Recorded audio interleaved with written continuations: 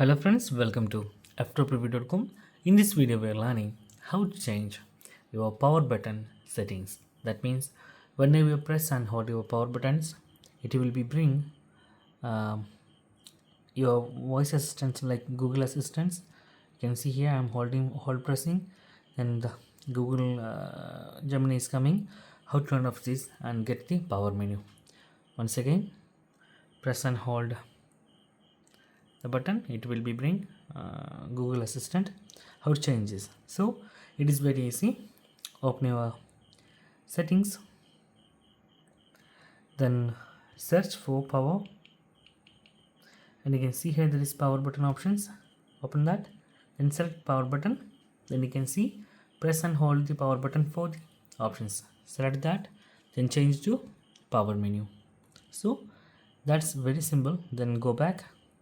Once again we try that, then you will get the normal options like restart and power off. So that's guys very simple tutorial, and this method is almost working with all of Android mobiles, so it's that very easy.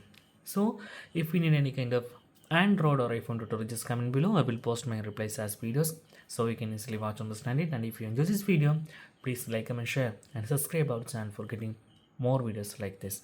Thank you so much for watching. Have a nice day. Bye bye.